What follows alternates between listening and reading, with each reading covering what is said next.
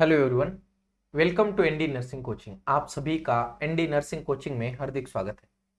तो आज की क्लास में हम देखने वाले हैं systemic application of the drugs. Okay, तो हर एक सिस्टम में हमारा ड्रग्स का कैसे यूज होता है और हर एक डिसऑर्डर के अंदर हम कैसे या कौन सा ड्रग्स यूज करते हैं। ओके, स्टार्ट कर देते हैं क्लास को। तो सबसे पहले देखेंगे drugs acting on autonomic nervous system.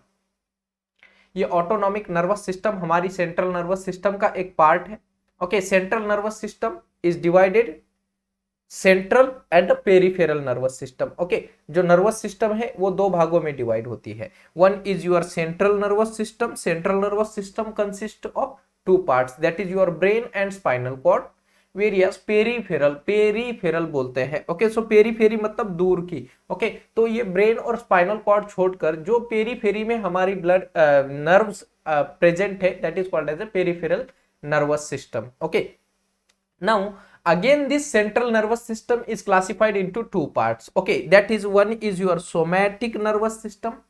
Somatic, soma मतलब sensory nervous system, and one is your autonomic nervous system. One is your autonomic. Okay, तो हमने क्या देख रहे हैं, nervous system divides into two parts. One is your central, central जिसमें brain और spinal cord आता है।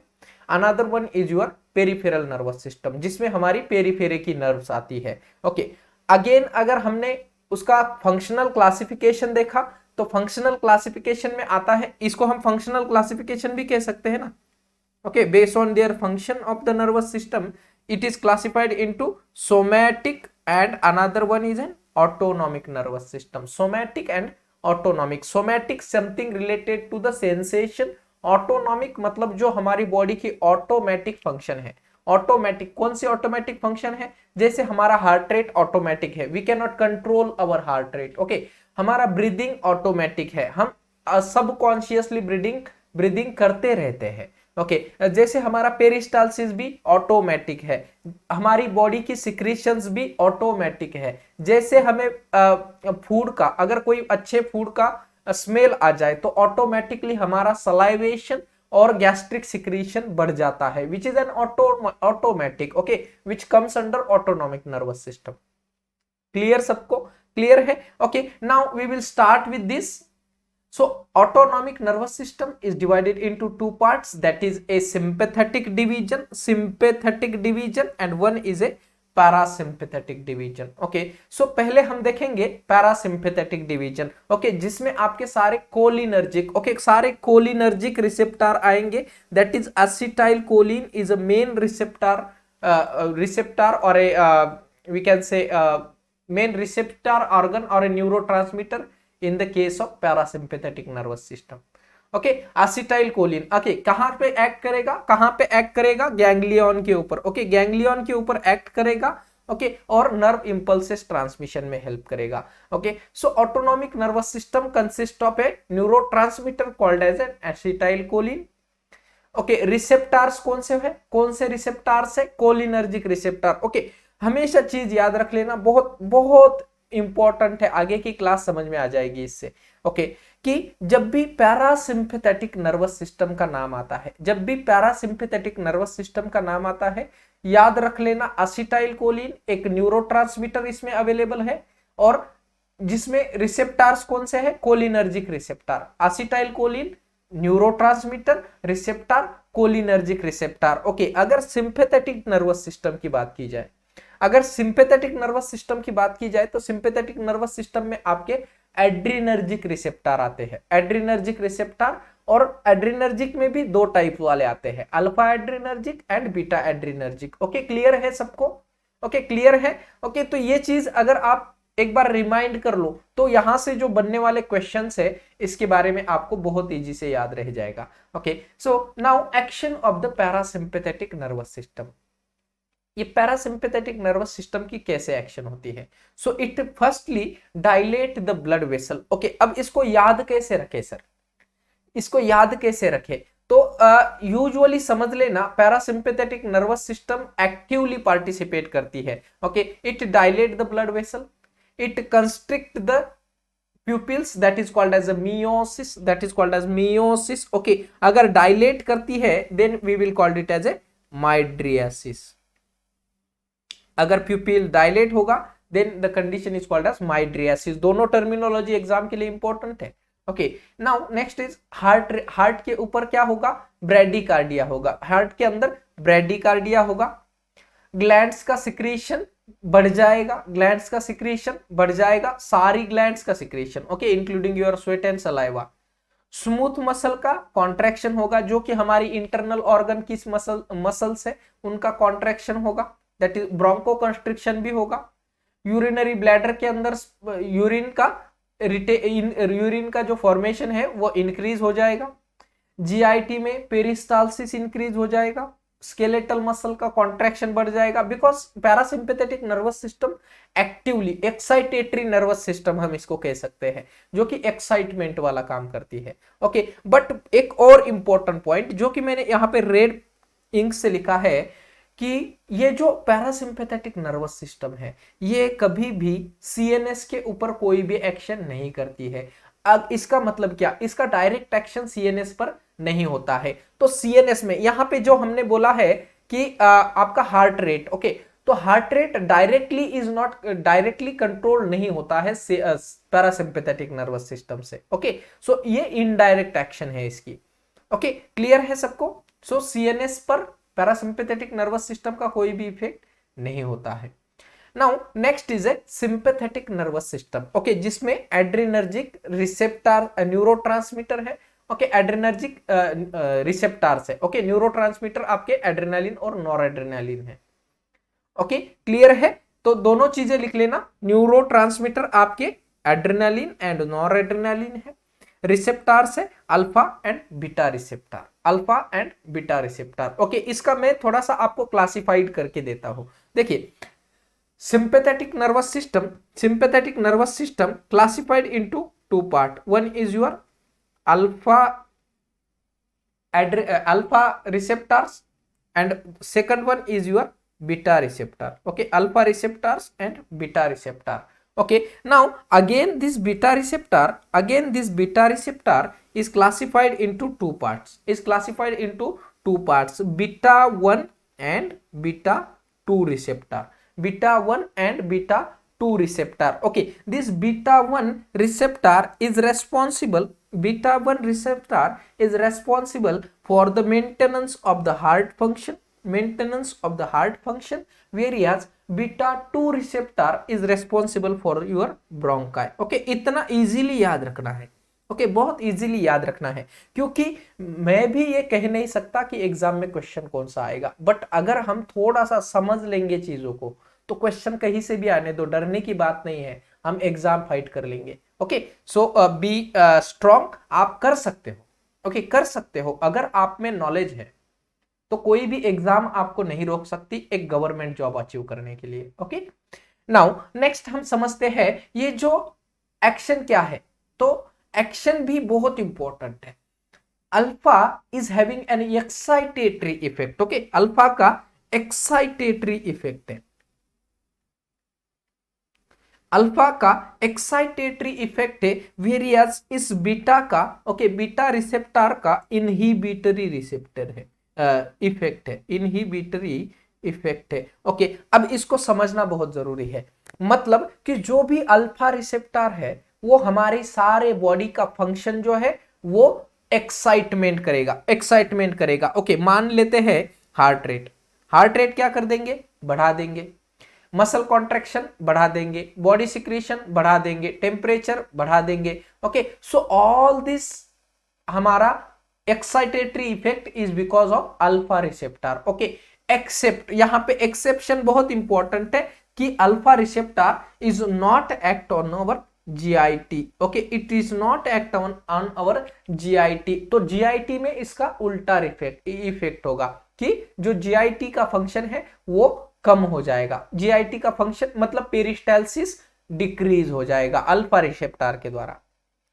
अब बीटा रिसेप्टर, तो beta receptors is having an inhibitory effect on our whole body, मतलब बॉडी के फंक्शन कम करेगा, जैसे कि हमारा ब्लड वेसल को कॉन्ट्रैक्ट करने लगे, डायलेट करेगा। Okay, next we can say inhibitory effect, so it will reduce the secretion, it will reduce the this sodium potassium pump. Okay, so this is an inhibitory effect. Okay, inhibitory effect. Okay, तो but one important कि जो beta receptors है, beta receptor is not having the function on the heart. Okay, मतलब direct function नहीं है. Okay, except our heart function में इसका उल्टा इफेक्ट होता है. उल्टा इफेक्ट होता है कि हार्ट की फंक्शन को ये इनहिबिट करता है. तो एक्सेप्शन क्या आता है यहाँ पे?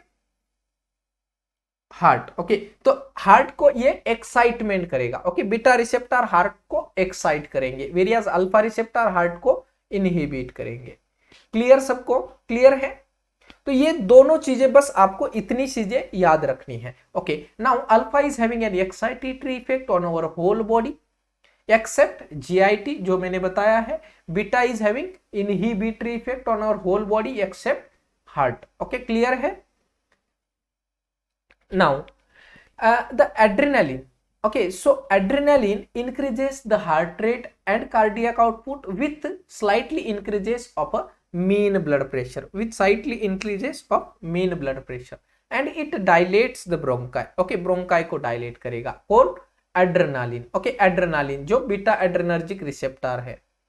Okay, now the alpha and beta action, that is noradrenaline, decrease the heart rate, cardiac output, but it increase the greater mean blood pressure. Okay, जो mean blood pressure है उसको बढ़ा देगा. Okay, it does not have effect on the bronchi. Okay, so bronchi के ऊपर कोई भी effect नहीं होता है. यूजुअली क्या होता है? ब्रोंकोस्पाज्म होता है, और जब ब्रोंकोस्पाज्म होगा then it can be adverse effect of that drug. Okay, तो हमारा एड्रेनालिन क्या करता है? हार्ट रेट को बढ़ाता है, कार्डियक आउटपुट को बढ़ाता है, but mean blood pressure slightly increase कर देता है. वेरियस अल्फा और नॉर एड्रेनालिन क्या करता है? Heart rate decrease, cardiac output decrease, but greater increases in the mean blood pressure. Clear? Now parasympathetic nervous system. अभी हमने सिंपैथेटिक देखा था. ओके, सिंपैथेटिक में हमने दो प्रकार के रिसेप्टर देखे हैं, alpha and beta receptor. Okay, अब पैरासिम्पैथेटिक नर्वस सिस्टम हम फिर से एक बार देखेंगे. So parasympathetic nervous system is divided into two parts. Okay, is divided into two parts. One is your two receptors होते हैं, हम कह सकते हैं टू टाइप्स ऑफ ड्रग्स देते हैं. Okay, two types of drugs हम पैरासिम्पैथेटिक नर्वस सिस्टम में यूज करते हैं. One is your sympathomimetic and one is your sympatholytic drug. कौन से हैं? सिम्पैथो माइमेटिक एंड सिम्पैथोलाइटिक ड्रग. माइमेटिक मतलब कि क्या? कि जो उसकी जो एक्टिविटी है, ओके, पैरासिम्पैथेटिक एक्टिविटी जो है वो इंक्रीज करने वाले ड्रग. ओके, अब पैरासिम्पैथेटिक एक्टिविटी में क्या क्या आता है ये मैंने बताया आपको. ओके, नाउ दूसरे आते हैं सिम्पैथोलाइटिक, लाइसिस करना, ब्रेक डाउन करना या कम करना. Okay, so parasympatholytic drug that decrease the parasympathetic activity. Okay, that decrease parasympathetic activity. Okay, तो दोनों प्रकार के ड्रग हमने देखने हैं. ओके, तो पहले देखते हैं sympathomimetic that is cholinergic drug कहते हैं इसको. Okay, cholinergic drug. ओके, क्योंकि हमने देखा था पैरासिम्पैथेटिक नर्वस सिस्टम में कोलिनर्जिक रिसेप्टर्स है, न्यूरोट्रांसमीटर एसिटाइल कोलिन है. Okay, so that is a cholinergic drug. So the drugs which are used in the parasympathetic activity includes acetylcholine, okay, that is ACH, carbachol, bethanechol. Okay, pilocarpine. ये pilocarpine eye drop बहुत important है. Okay, glaucoma की condition में हम देते हैं. Okay, glaucoma की condition में देते हैं. Next anticholinesterase. Okay, anticholinesterase which increase the acetylcholine level. Next is an reversible anticholinesterase. Okay, so reversible includes the physostigmine, neostigmine. Okay, that is reversible anticholinesterase. Whereas irreversible anticholinesterase है हमारा. Okay, that includes malathion and parathion. Now uses of this parasympathomimetic drug. Parasympathomimetic मतलब ये parasympathetic activity बढ़ाने वाले drugs कहाँ पे use करेंगे? तो इन ड्रग्स का पीएसवीटी. ओके, पीएसवीटी में यूज करते हैं. Next is an your myasthenia gravis में, ग्लाउकोमा की कंडीशन में एंड एट्रोपिन पॉइजनिंग में। ओके, एट्रोपिन पॉइजनिंग में। तो ये क्या कर रहे हैं, ये हमारी बॉडी की एक्टिविटी, ओके, पैरासिम्पैथेटिक एक्टिविटी को बढ़ा रहे हैं। Now adverse effect.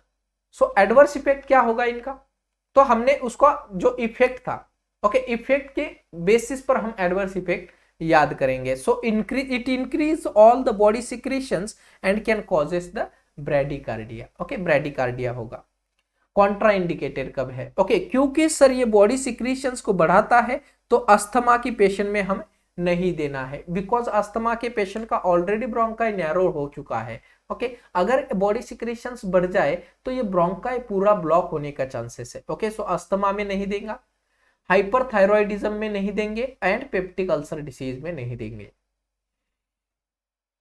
Next, parasympathetic या फिर पैरासिम्पैथोलाइटिक ड्रग, ओके, या फिर एंटीकोलिनर्जिक ड्रग। ये ड्रग्स इंपॉर्टेंट है, इस कैटेगरी के ड्रग्स हम बहुत सारे यूज करते हैं। तो एंटीकोलिनर्जिक मतलब हमें अगेंस्ट एक्शन चाहिए पैरासिम्पैथेटिक एक्टिविटी की, तो anticholinergic drug that is also called as sympatholytic drug. Exam में क्वेश्चन बनने वाला है, anticholinergic is also called as parasympatholytic drug. So it is also called as an anti-secretory drugs, okay, anti-secretory, क्योंकि ये body के secretion सारे कम करने वाले हैं। जैसे हमने पैरासिम्पैथोमाइमेटिक में देखा था कि बॉडी के सिक्रेशंस बढ़ा देंगे, ओके, वेरियस। अब अगर उसका उल्टा ड्रग हम दे देंगे, अगोनिस्ट एंटागोनिस्ट अगर हम दे देंगे, तो क्या होगा, बॉडी सिक्रेशंस ऑलरेडी कम हो जाएगा। ओके, तो बॉडी सिक्रेशंस कम कब करने होते हैं, तो जब पेशेंट को जनरल एनेस्थेसिया देना है। ओके, तो हम जनरल एनेस्थेसिया में क्या करते हैं, पेशेंट की सारी बॉडी की मसल को पैरालाइज कर देते हैं। अगर पेशेंट की सारी बॉडी की मसल पैरालाइज हो जाए तो इससे क्या होगा, हमारा जो सिक्रीशन बन रहा है बॉडी में, वो बॉडी में ही रहेगा, एक्सक्रीट आउट नहीं हो पाएगा। ओके, तो अगर ये बॉडी सिक्रीशंस, फॉर एग्जांपल मान लेते हैं रेस्पिरेटरी का जो सिक्रीशन बन रहा है, अगर वो रेस्पिरेटरी कैविटी में ही रहेगा, then the patient will be having breathing problem. Okay, so हम क्या करते हैं, इस secretions को कम कर देते हैं। तो जनरल एनेस्थेसिया देने से पहले प्री एनेस्थेटिक मेडिकेशन हम एंटीकोलिनर्जिक मेडिकेशन देते हैं, like the atropine and the glycopyrrolate, both common drugs है, बिफोर जनरल एनेस्थेसिया देते हैं। एट्रोपिन 0.6 mg पर IM/IV दे सकते हैं, 0.2 mg पर ml इंजेक्शन हम ग्लाइकोपाइरोलेट का देते हैं। नाउ एंटी अस्थमेटिक, ओके, जैसे हमने पैरासिम्पैथोमाइमेटिक में देखा था कि ये क्या करते हैं, पैरासिम्पैथोमाइमेटिक हमारा जो है ब्रोंकाई का कंस्ट्रिक्शन कर सकते हैं, so we will give as an anticholinergic drug as a anti asthmatic जिसमें इप्राट्रोपियम ब्रोमाइड आता है। ओके, ब्यूडेकॉर्ड का आता है ना, तो that is ipratropium bromide. Okay, next is a mydriatic drug, mydriatic. Okay, जैसे मैंने मायोटिक देखे थे, मायोटिक मतलब जो प्यूपिल को कंस्ट्रिक्ट करते हैं, अब इसमें आता है एंटीकोलिनर्जिक, मतलब इसकी अगेंस्ट एक्शन है। तो अगेंस्ट क्या होगा, अगर प्यूपिल्स कंस्ट्रिक्शन की एक्शन है तो अगेंस्ट एक्शन क्या होगी, प्यूपिल्स डायलेशन होना। ओके, तो that is called as a mydriatic. Okay, तो tropicamide is the best drug always use for the mydriasis. Okay, जब आपको ये प्यूपिल्स डायलेट चाहिए, अब कब चाहिए प्यूपिल्स, क्यों डायलेट करना है, ओके, तो जब हमें आईज का, ओके, फंडल एग्जामिनेशन करना है, मतलब पोस्टेरियर एस्पेक्ट हमें आई का देखना है, रेटाइना को देखना है, तो हमें इस प्यूपिल्स को डायलेट करना होता है, तो फॉर द आई एग्जामिनेशन हम ट्रोपिकामाइड आई ड्रॉप को यूज करते हैं। ओके, 0.5 to 1% आई ड्रॉप हम पेशेंट को यूज करते हैं। पेशेंट को 10 आई ड्रॉप डालने के बाद 10 से 15 मिनट तक आंखें बंद करके रखने के लिए बोलते हैं।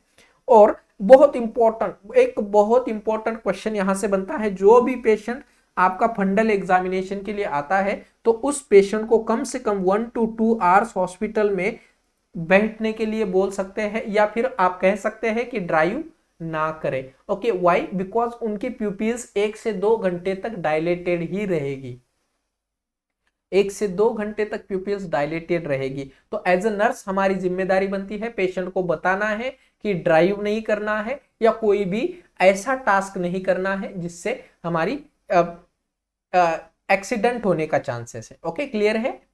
क्लियर? ओके, क्योंकि सर प्यूपिल्स डायलेट अगर है तो पेशेंट को दिखना प्रॉपर नहीं होगा। ओके, धुंधला धुंधला दिखता है। ओके, क्लियर सबको? Okay, now next is an anti spasmodic. Okay, क्योंकि सर हमारी बॉडी की मसल सारी कॉन्ट्रैक्ट करते हैं कोलिनर्जिक ड्रग, तो इसके अगोनिस्ट अगर हम देंगे, अगोनिस्ट अगर देंगे, सॉरी अगोनिस्ट नहीं, एंटागोनिस्ट, अगर एंटागोनिस्ट अगर हम ड्रग देंगे तो ये क्या करेंगे, एंटी स्पाज्मोडिक, मतलब जो स्पाज्म हुआ है, ओके, जो स्पैज्म हुआ है उसको रिलीज कर देंगे। ओके, तो जैसे हायोसिन, ओके, हायोसिन या फिर dicyclomine, okay, this is called as Buscopan. Buscopan देते हैं ना जब ये स्पाज्मोडिक एक्शन होता है। Okay, Buscopan 20 to 40 mg oral हम दे सकते हैं, डाइसाइक्लोमाइन देते हैं या ड्रोटावेरिन देते हैं। ओके, ये 3 कॉमन ड्रग्स है। नेक्स्ट यूरिनरी स्पैज्म, अगर यूरिनरी स्पैज्म है तो फ्लेवोक्सेट देते हैं। Next anti parkinsonism, anti parkinsonism. Okay, अब हमने बोला है कि सर सारी मसल कॉन्ट्रैक्ट होगी सिंपैथो पैरासिम्पैथो माइमेटिक में। ओके, पैरासिम्पैथो माइमेटिक में सारी मसल कॉन्ट्रैक्ट हो जाएगी। ओके, और पार्किंसन में सेम प्रॉब्लम होता है, पार्किंसन में हमारी मसल ट्रिमर करने लगती है, तो उस मसल को रिलैक्स करने के लिए, उस मसल को रिलैक्स करने के लिए हम क्या देंगे, एंटीकोलिनर्जिक ड्रग देंगे। Okay, so benhexol is the drug of choice for as an anticholinergic in case of anti parkinsonism. Okay, तो या फिर हम एंटी पार्किंसनिज्म में डोपामीन यूज करते हैं, क्योंकि डोपामिनर्जिक डेफिशिएंसी डिसऑर्डर है Parkinson. Okay, next cervix dilator भी as a anticholinergic drugs use करते हैं, that is valethamate bromide use करेंगे। Okay, now uses of parasympatholytic drug, parasympatholytic या एंटीकोलिनर्जिक ड्रग का यूज कहां पे होता है? So they use in use as an anti secretory, body secretions कम करने में, पेप्टिक अल्सर डिसीज में, anti asthmatic condition, anti spasmodic use करते हैं, यूरिनरी स्पाज्म में यूज करेंगे, माइड्रियाट्रिक, ओके, प्यूपिल्स को डायलेशन के लिए यूज करेंगे, एंटी पार्किंसनिज्म में, ओपीपी पॉइजनिंग में, जैसे एट्रोपिन सल्फेट हम ओपीपी पॉइजनिंग में यूज करेंगे। Okay, and pralidoxime can be also use for the OPP poisoning. Now adverse effect क्या होंगे? अगर इनकी एक्शन एंटी सिक्रेटरी है तो एडवर्स इफेक्ट क्या होना चाहिए, कमेंट कीजिए।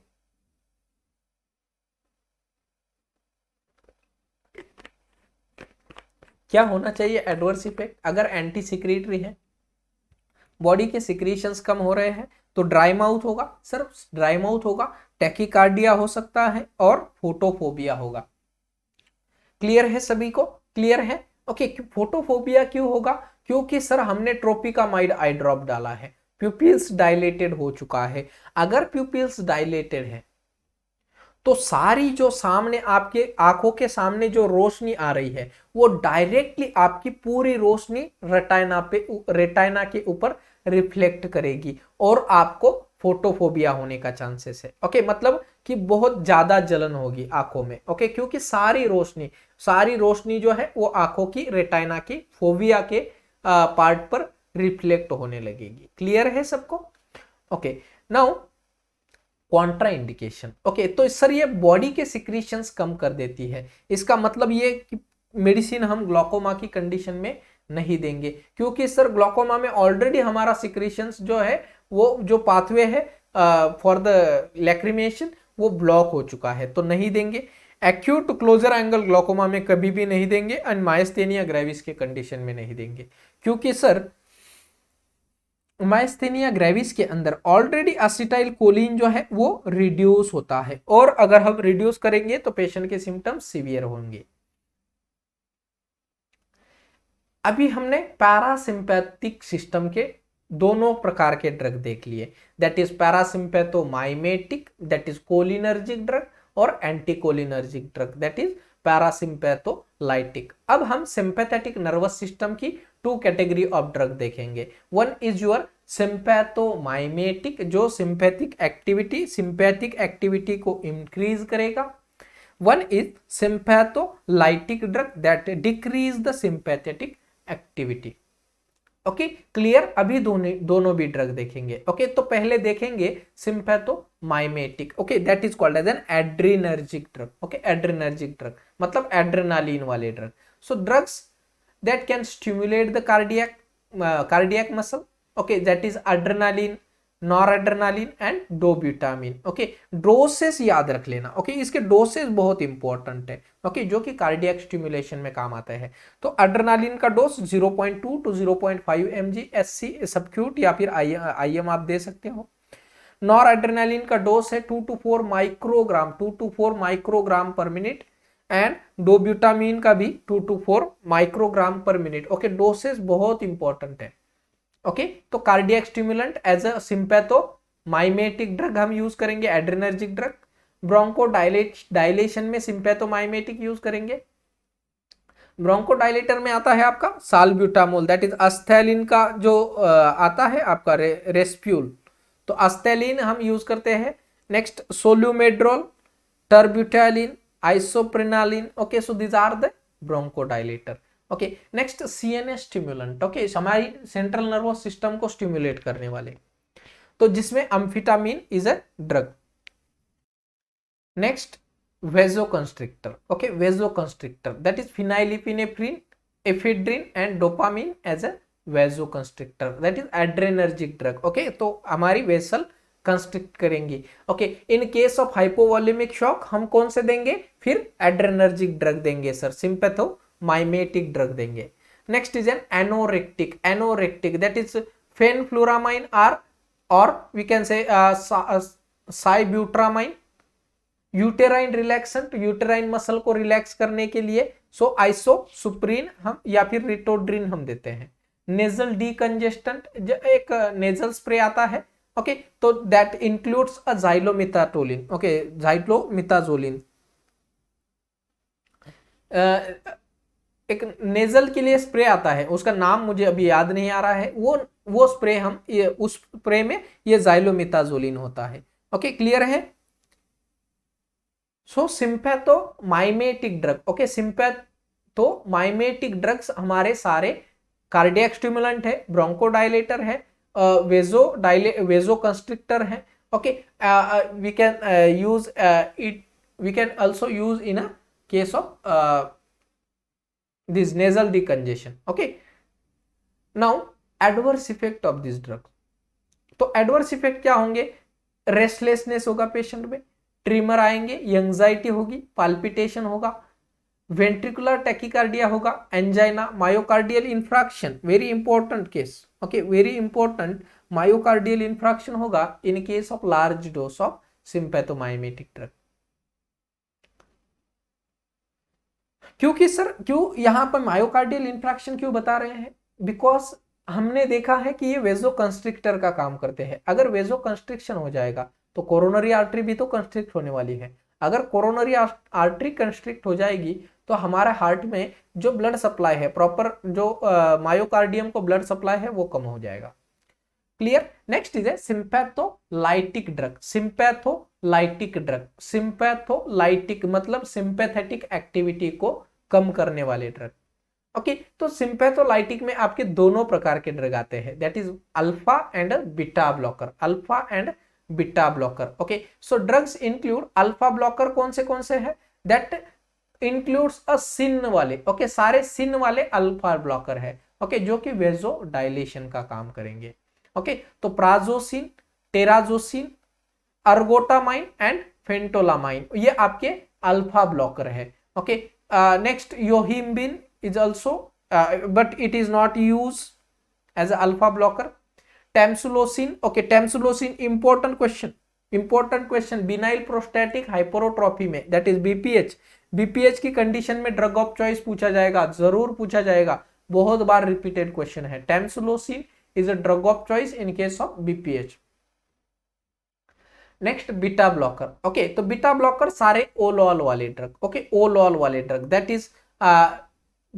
Is also at two types. Okay beta blocker के टू टाइप्स मैंने बताए थे आपको, बीटा 1 और बीटा 2। ओके तो beta 1 selective blocker. Okay beta 1 selective blocker जिसमें ओलॉल वाले आ रहे हैं, दैट इज एटिनोलॉल, मेटोप्रोलॉल, बेटाक्सोलॉल।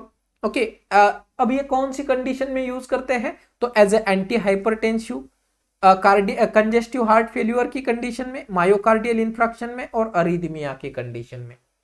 तो बीटा 1 सिलेक्टिव ब्लॉकर जो ड्रग्स है वो हम यूज करते हैं anti hypertensive, congestive heart failure, myocardial infarction and arrhythmia की कंडीशन में।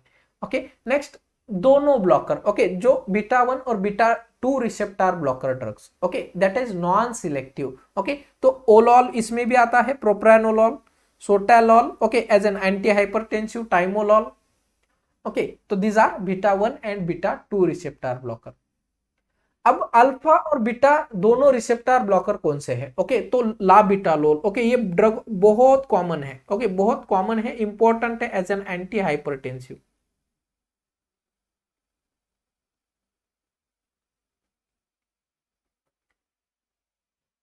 सॉरी, एडवर्स इफेक्ट क्या है? तो अल्फा ब्लॉकर के एडवर्स इफेक्ट है नेजल कंजेशन, क्योंकि सर कंस्ट्रिक्शन कर रहा है, hypotension, reflex tachycardia and diarrhoea. Okay, beta blocker के adverse effect bradycardia, GIT upset. Clear है? Okay, now contraindication. तो कौन सी कंडीशन में हम ये सिंपैथोलाइटिक ड्रग नहीं देंगे? तो sympatholytic drugs will not give in the hypertension, क्योंकि ऑलरेडी ये हाइपरटेंशन के लिए ही क्योंकि ये ब्रोंको वेसो कंस्ट्रिक्शन करते हैं। अंजाइना में नहीं देंगे। हाइपरथायरॉयडिज्म की कंडीशन में with halothane, okay, with halothane में, क्योंकि क्या करेंगे सर, हाइपोथायरॉयडिज्म में विथ द हेलोथेन ये अरिथमिया कॉज करता है। अरिथमिया क्यों कॉज करता है? Because of hyperkalaemia.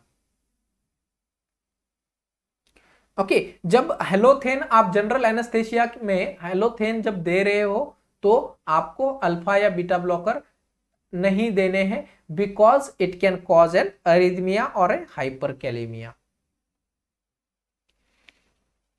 Now uses of sympatholytic drug. Okay, ये जो सिंपैथोलाइटिक ड्रग्स हम कहाँ पे यूज करेंगे?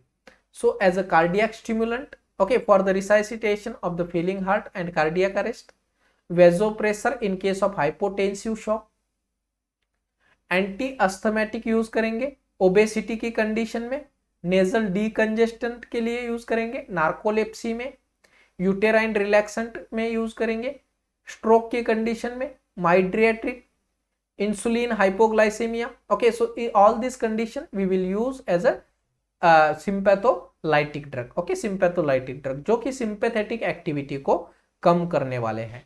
ओके, क्लियर है सभी को? क्लियर है? ओके, बस इतना याद रख लेना है। सबसे पहले आपको एक ही चीज याद रखनी है, what is activity of sympathetic nervous system and what is the activity of parasympathetic nervous system.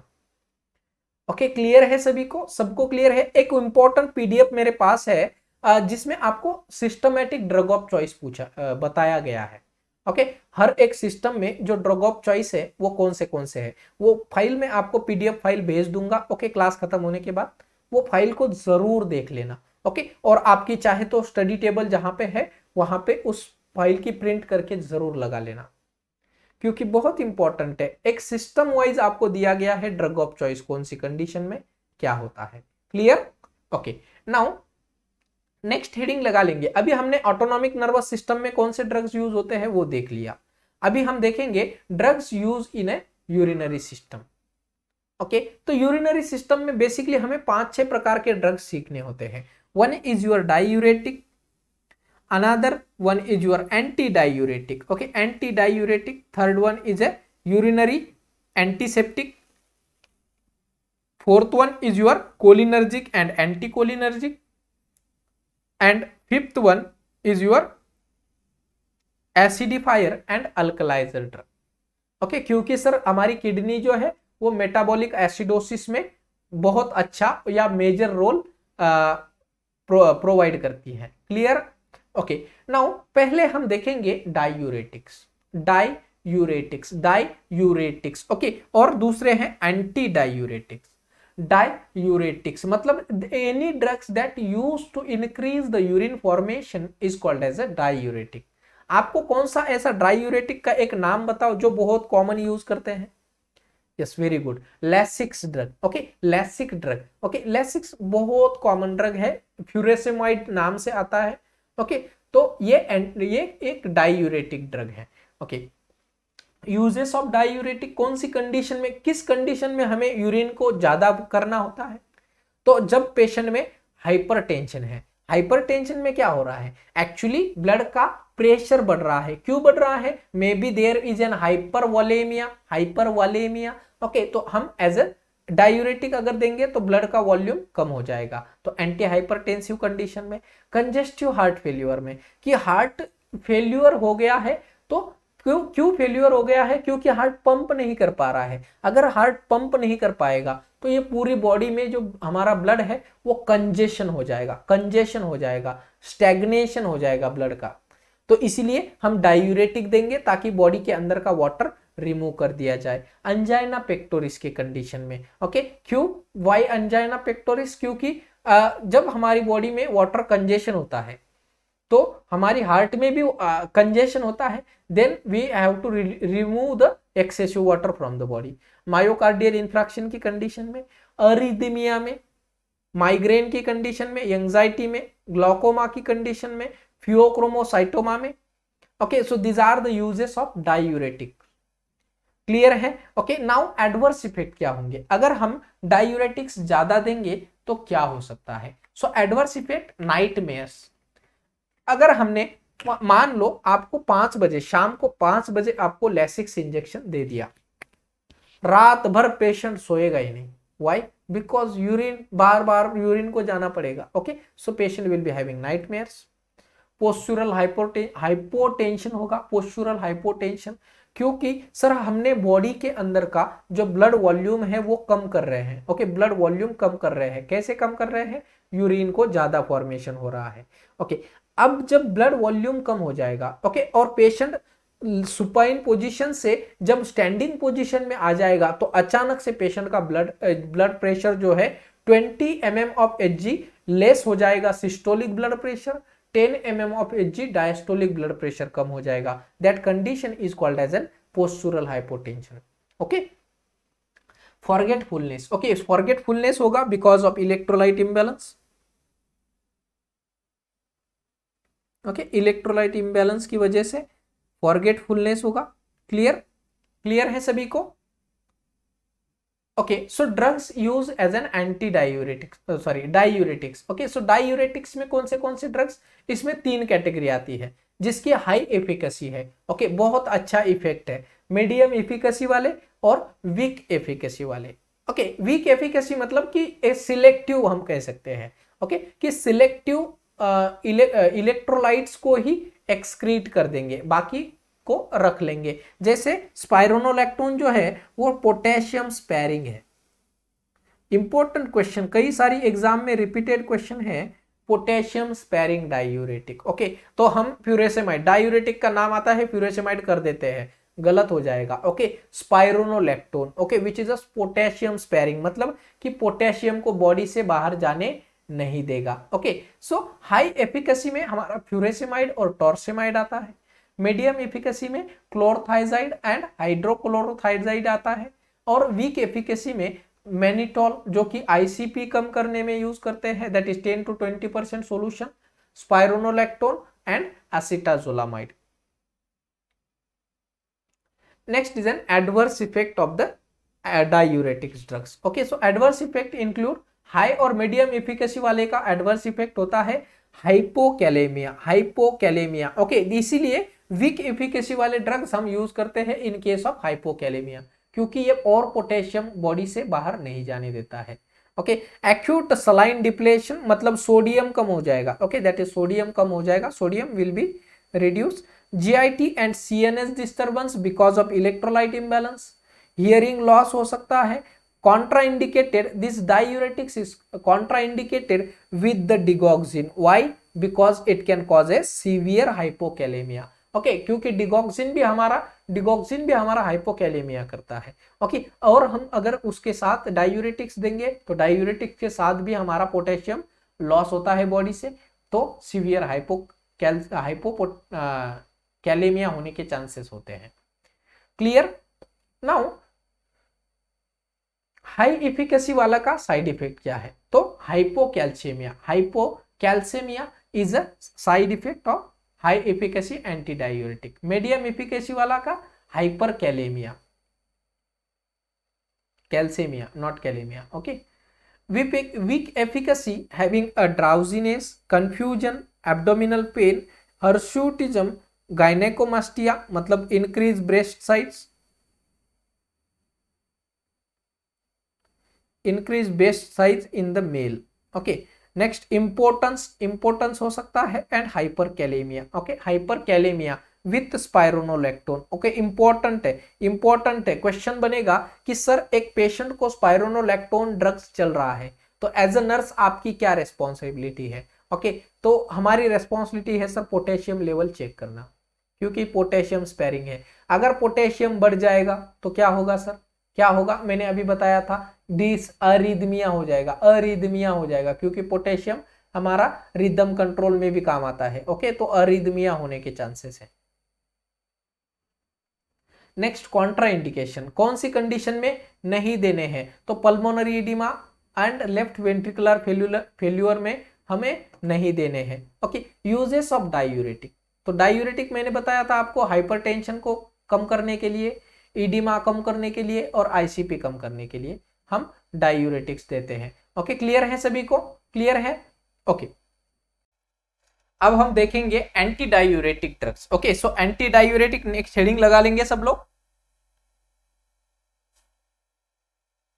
Anti diuretics drugs. Okay, so the drugs that used to decrease the urine output, okay, that is called as an anti मतलब against the diuresis, मतलब जो urine output है उसको decrease करेंगे। Okay, so drugs कौन से आते हैं इसमें?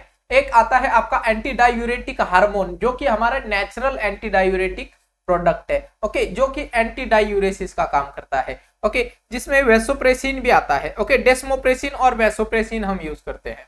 Okay, so uses of anti diuretics includes the diabetic insipidus condition, nocturia. Okay, nocturia की कंडीशन में जिनको नाइट बेड वेटिंग की डिसऑर्डर है बच्चों में, तो इस कंडीशन में हम यह एंटी डायूरेटिक मेडिकेशन देते हैं। क्लियर है? Okay, now next is an anti hypertensive. Okay, और कार्डियोवास्कुलर सिस्टम में यूज होने वाले ड्रग। ओके, हेडिंग लगा लेंगे सब लोग, कार्डियोवास्कुलर सिस्टम में। ओके, तो फर्स्ट हम देखेंगे anti hypertensive drug. Okay, anti hypertensive drug. Okay, anti hypertensive drug जब भी याद आता है, ओके, जब भी याद आता है तो यहाँ पे आपको AAA B C and D याद रखना। Okay, AAA B C D, okay, ये चीज याद रखना है। सो एंटी और हाइपरटेंसिव मतलब कि ऐसे कोई ब्लड जो कि ब्लड प्रेशर को रिड्यूस करने में काम आते हैं। Okay, so that drugs are acts on the kidney so that they can reduce the blood volume. Okay, blood volume कम करते हैं। On the heart they decrease the cardiac output and blood vessel को dilate करते हैं। तो okay, अब इसमें कौन से ड्रग्स आते हैं? Okay, AAA B C D याद रख लेना। Okay, AAA B C D। Okay, so AAA A का है आपका ACE इनहिबिटर। ACE इनहिबिटर जो भी सारे प्रिल वाले ड्रग है, जैसे कैप्टोप्रिल, एनालेप्रिल, ओके, ये सारे जो ड्रग्स है वो हमारे ACE इनहिबिटर है। Okay, next for example lisinopril और enalapril. Okay, this are ACE inhibitor. अब ये काम क्या करते हैं? Okay, so they inhibit the ACE so that there will be reduction in the systemic your stroke volume आपका कम हो जाएगा। ओके, क्लियर है? क्लियर है सभी को? And your systemic vascular resistance भी कम हो जाएगा। Okay, that is SRV, systemic vascular resistance.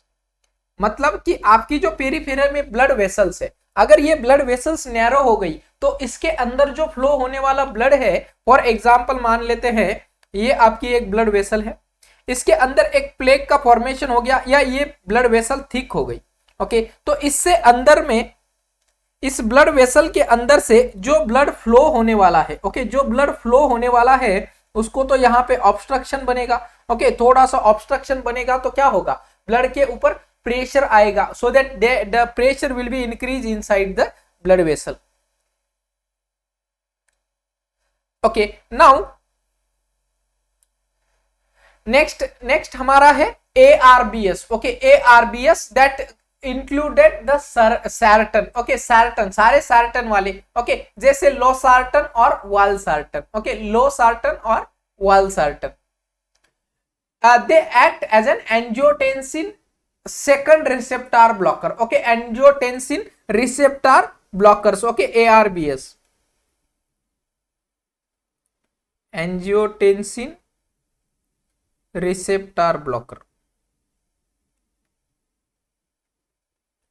Okay, third ये क्या करते हैं, ये भी आपका सिस्टेमिक जो वेस्कुलर रेजिस्टेंस है उसको कम करते हैं और स्ट्रोक वॉल्यूम को कम करते हैं। ओके, नेक्स्ट थर्ड ए है हमारा alpha blocker. Alpha blocker, okay, जिसको मैंने बताया था आपके सारे अल्फा ब्लॉकर क्या क्या क्या काम करते हैं, एक्साइटेटरी का काम करते हैं। ओके, सो ओसिन वाले सारे जो है ड्रग्स वो आपके अल्फा ब्लॉकर है, जैसे doxazosin and terazosin. Okay, so सारे जो ओसिन है वो आपके अल्फा ब्लॉकर है। Okay, then they block the alpha receptors. Okay, और ये अल्फा रिसेप्टर का काम क्या है, एक्साइटमेंट करना, एक्साइटमेंट करना। ओके, और हमारी पेरिफेरल ब्लड वेसल को कॉन्स्ट्रिक्ट करना। ओके, तो ये उसका काम कम कर देगा। ओके, ये क्या करेगा, सिस्टमिक वेस्कुलर रेजिस्टेंस जो है वो कम करेगा। नेक्स्ट बी आता है हमारा, बी मतलब beta blocker. Okay, so beta blocker include सारे ओलॉल वाले ड्रग। ओके, ओलॉल जो है वो सारे आपके बीटा ब्लॉकर में होते हैं, जैसे मेटोप्रोलॉल एंड लाबिटालोल। ओके, लाबिटालोल और मेटोप्रोलॉल। ओके, सो ये क्या करते हैं, ये बीटा रिसेप्टर को ब्लॉक करते हैं। जब बीटा रिसेप्टर ब्लॉक हो जाते हैं, ओके, तो क्या होगा, हमारे सेल के अंदर जो कैल्शियम है, ओके, ये जो सेल के अंदर कैल्शियम जाने की प्रोसेस है वो सेल के अंदर कैल्शियम कम जाएगा। ओके, और जब सेल के अंदर कैल्शियम इंसर्ट होता है तब जाके हमारी हार्ट मसल कॉन्ट्रैक्ट होती है। ओके, अगर सेल के अंदर कैल्शियम जाएगा नहीं तो contraction of muscle will be reduce. Next is CCB। Okay, calcium channel blocker, ये भी आपके डिपाइन। ओके, डिपाइन के जो ड्रग्स है वो कैल्शियम चैनल ब्लॉकर है, जैसे एम्लोडिपाइन और nicardipine. Okay, so these are calcium channel blocker, ये भी आपकी कैल्शियम एंट्री कम कर देते हैं इनसाइड द सेल। नेक्स्ट आता है, लास्ट टाइप है डायूरेटिक्स। ओके, IDE, सारे जो IDE है जैसे फ्यूरोसेमाइड एंड हाइड्रोक्लोरथाइजाइड। ओके, सो सारे IDE आपके डायूरेटिक्स है। ओके, अब डायूरेटिक्स क्या काम करेंगे, यूरिनेशन का फॉर्मेशन बढ़ाएंगे या यूरिन का एक्सक्रीशन इंक्रीज कर देंगे। Okay, so they reduce the pressure, okay, और blood pressure by decreasing the volume of the blood. Clear? Okay, now next है anti hypertensive drugs, the drugs that is used to lower the blood pressure. तो ACE inhibitor, so ACE inhibitor के example हमने देख लिए थे, angiotensin antagonist. Okay, so angiotensin antagonist कौन से है, हमारे लोसार्टन, टेलमिसार्टन। ओके, ये क्या करते हैं, तो हमारा sodium, it reduce the sodium and water retention, मतलब हमारी बॉडी में जो वाटर रिटेंशन हो रहा है उसको कम करेंगे, ब्लड वेसल को डायलेट करेंगे। Okay, so thus there is an reduction in the blood pressure. Next diuretic obviously blood का वॉल्यूम कम करने में हेल्प करेंगे। Beta blocker, okay, beta blocker क्या करते हैं, हमारा कार्डियक आउटपुट को कम करते हैं, कार्डियक आउटपुट को रिड्यूस कर देते हैं, ताकि जो हार्ट के अंदर लेफ्ट वेंट्रिकल पंप करने के बाद जो 70 ml ब्लड बाहर आता है, okay, that is called as a cardiac output. उस cardiac output that is called as stroke volume, उस स्ट्रोक वॉल्यूम को कम करेंगे। ओके, सो अगर स्ट्रोक वॉल्यूम कम हो जाएगा तो ऑब्वियसली हमारा कार्डियक आउटपुट कम हो जाएगा। Next is N alpha blocker. So alpha blocker क्या करते हैं, हमारे ब्लड वेसल को डायलेट करते हैं। जैसे मैंने बताया था कि ये ब्लड वेसल है, इस ब्लड वेसल की एक तो थिकनिंग हो गई है, ब्लड वेसल की थिकनिंग स्टार्ट हो गई है। अगर ये ब्लड वेसल ज्यादा थिक हो गई तो क्या होगा, यहां से जो जाने वाला ब्लड है, यहां से जो जाने वाला ब्लड है उसके ऊपर ऑब्स्ट्रक्शन आ जाएगा। ओके, इस ब्लड के ऊपर ऑब्स्ट्रक्शन आ जाएगा और इसकी वजह से ब्लड के अंदर प्रेशर, इस वेसल के अंदर प्रेशर ज्यादा क्रिएट होगा। ओके, सो ये अल्फा ब्लॉकर क्या कर देंगे, इस वेसल को डायलेट कर देंगे। Okay, so that the blood pressure will be reduce. Next calcium channel blocker. Okay, so calcium channel blocker amlodipine and nifedipine आते हैं which dilate the blood vessel and decrease the cardiac output. Vasodilator, नाम में ही बताता है vasodilator है, vessel को dilate करने वाले हैं। Okay, so sodium nitrochloride, hydralazine, okay, that dilate the blood vessel and decrease the cardiac output. Next आता है anti anginal drug. Anti anginal drug, so angina pectoris क्या है? ओके, तो हमारी पेक्टोरियल मसल में, जो कि हमारी चेस्ट वॉल में है, प्रेजेंट है। ओके, हमारी पेक्टोरियल मसल में पेन होना। ओके, पेक्टोरियल मसल में पेन होना, that is why it is called as an angina pectoris. Angina pectoris, okay, which is because of there is an decrease blood pressure. Okay, decrease oxygenated blood to the myocardium. जब हमारी myocardium को, heart की muscle को blood pressure, oxygenated blood जो है वो कम मिलता है, then this condition will be occur, that is called as an angina pectoris because of pectoral muscle। हमारी छाती की जो pectoral muscle है उसके अंदर ऑक्सीजनेटेड ब्लड सप्लाई कम आता है। ओके, सो इस्केमिया क्या है? Then ischemia is a lack of oxygen in the myocardial layer of the heart is called as an ischemia. Okay, so angina pectoris reduce oxygenated blood, okay, whereas ischemia is a decrease myocardial oxygen concentration, okay, that is called as an ischemia। now अब ऐसी condition में हम क्या कर सकते हैं? मान लो ये आपका दो कोरोनरी आर्टरी हो गया, ये दो कोरोनरी आर्टरी हो गया। ओके, अब ये कोरोनरी आर्टरी में अगर हमारा ब्लॉक आ गया, ओके, या फिर यहाँ पे ब्लॉक है या यहाँ पे ब्लड सप्लाई कम है। ओके, ब्लड सप्लाई कम है ऑक्सीजनेटेड, क्योंकि ये जो हमारी हार्ट वाली मसल है बहुत ज्यादा ऑक्सीजन डिपेंडेंट है।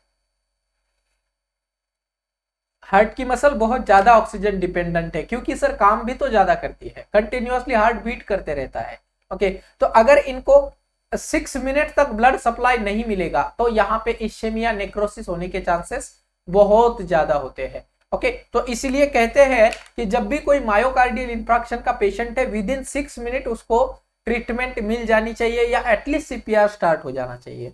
Clear?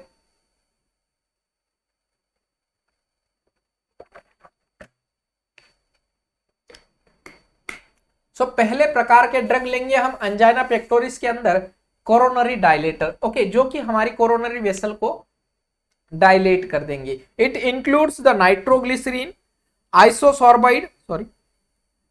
Nitroglycerine, isosorbide nitrate and isosorbide mononitrate, okay, which increase the blood flow to the heart. Calcium channel blocker. Okay, अब कैल्शियम चैनल ब्लॉकर क्या करेंगे? सारे पाइन वाले drug. Okay, so calcium channel blocker dilate the coronary arteries and decrease the cardiac function. Next is your beta blocker. Beta blocker that is olol वाले drug that decrease the O2 demand. Okay, O2 demand के decrease करेंगे। Okay, so there will be an reduction of the cardiac function. Next, drug use in a myocardial infarction. Okay, so जो myocardial इंफ्राक्शन में हम कौन से drug use करेंगे?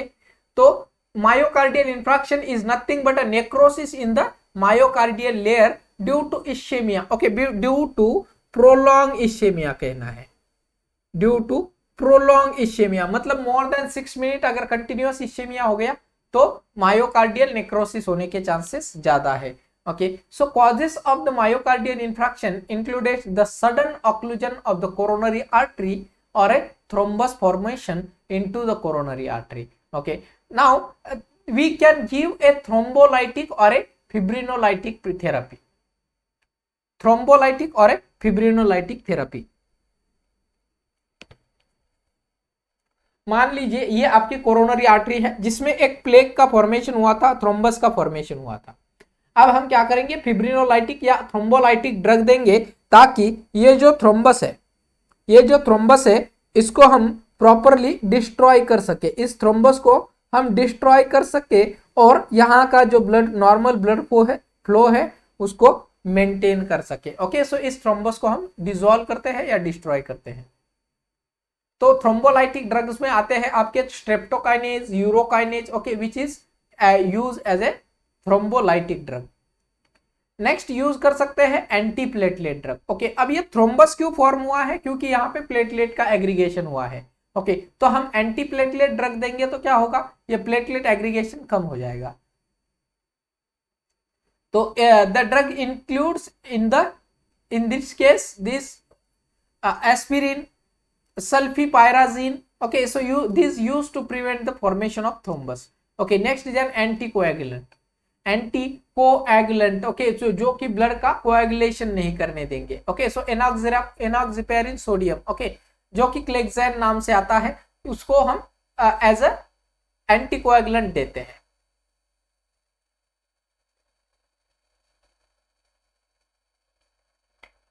Next आता है calcium channel blocker and coronary dilator. Okay, so calcium channel blocker क्या करते हैं? हार्ट की डिमांड या वर्कलोड कम करा देते हैं और कोरोनरी डायलेट करते हैं। ओके, एंटी हाइपरलिपिडेमिक, ओके, सारे स्टैटिन वाले ड्रग जो है वो आपके एंटी लिपिडेमिक है। Okay, so anti hyperlipidaemic drugs include atorvastatin that used to decrease the blood cholesterol level. Okay, जब भी क्वेश्चन आता है मायोकार्डियल इंफ्राक्शन के ड्रग्स, तो ओबेज मैन को याद रख लेना, ओबेज मैन को याद रख लेना मायोकार्डियल इंफ्राक्शन की ट्रीटमेंट के लिए। सो इमीडिएट ट्रीटमेंट क्या क्या करेंगे? O for oxygen, B for beta blocker देंगे, एस फॉर स्टैटिन, सारे atorvastatin that is an anti hyperlipidemic.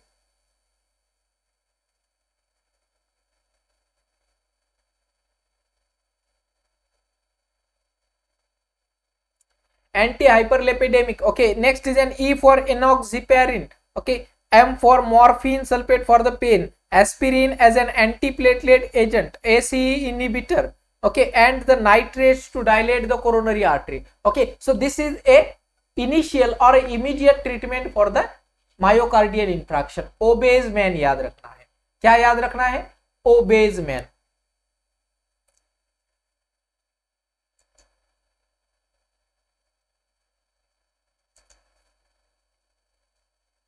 Now next is an anti-arrhythmic drug. Anti-arrhythmic drug, arrhythmia prevent करने के लिए। So anti arrhythmic includes the drugs used to treat the arrhythmia. Okay, that is called as an anti-arrhythmic drug.